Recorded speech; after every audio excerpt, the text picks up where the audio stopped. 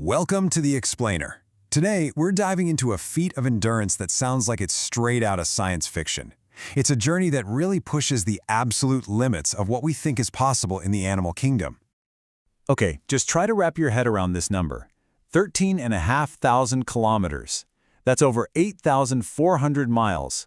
It's like flying from London to New York and back, and then turning around and flying almost halfway back to New York again. Now picture doing that for 11 days, straight, without ever stopping. No landing for a quick bite, no stopping for a sip of water, and absolutely no sleep. And get this, the creature pulling this off isn't some mythical beast. It's a 5-month-old bird. So in this explainer, we're going to figure out exactly how this incredible journey is even possible. All right, here's our game plan. We'll start with the jaw-dropping flight itself, then we'll get into the bird's amazing biology and how it navigates. We'll also look at how scientists actually proved this was happening, the dangers this migration is facing, and finally, its incredible cultural importance. So our story really kicks off in October of 2022.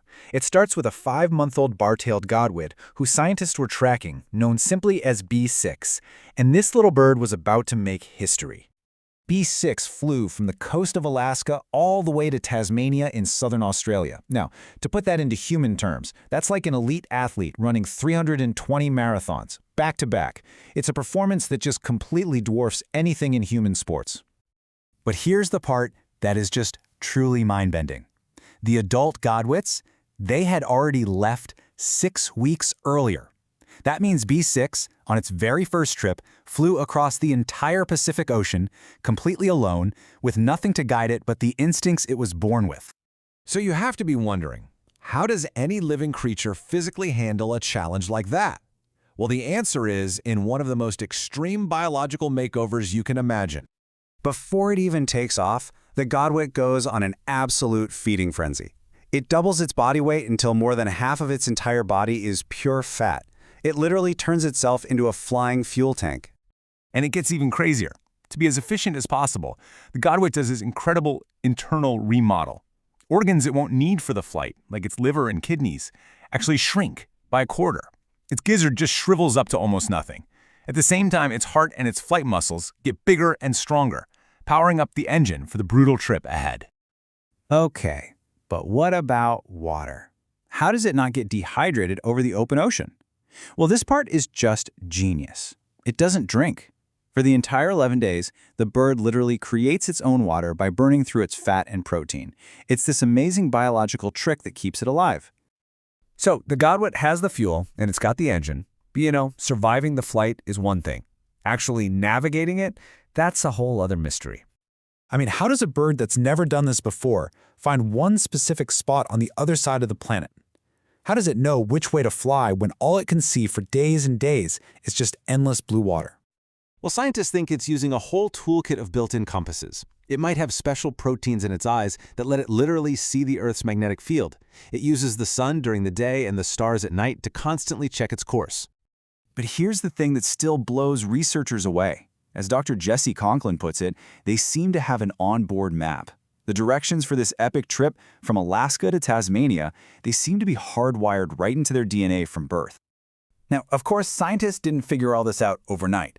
This was a detective story that took decades, moving from just a suspicion to hard satellite-tracked proof.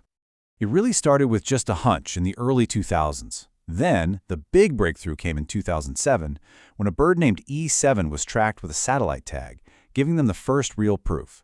And since then, the records just keep getting broken, all leading up to B6's unbelievable first flight in 2022.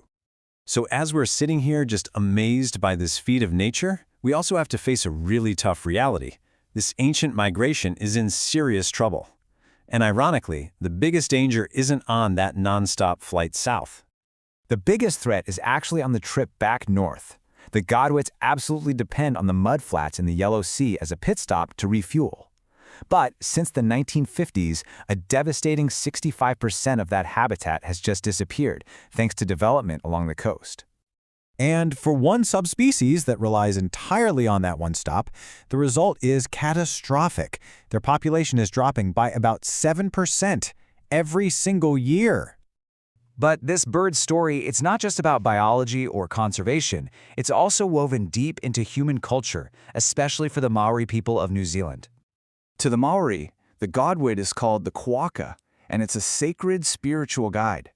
They believe that when the birds leave every year to fly north, it symbolizes the flight of human spirits returning to their ancestral homeland. And this is just incredible. The story goes that ancient Polynesian navigators actually followed the flight path of the kuka south across that vast ocean, and that's what led them to discover the islands of Aotearoa, which we now know as New Zealand. So this bird's migration may have literally guided one of humanity's last great migrations. So in the end, when you compare this feat of biology to our own best technology, it really is humbling. I mean, our most advanced long-endurance drone, it can stay in the air for about 3.5 days.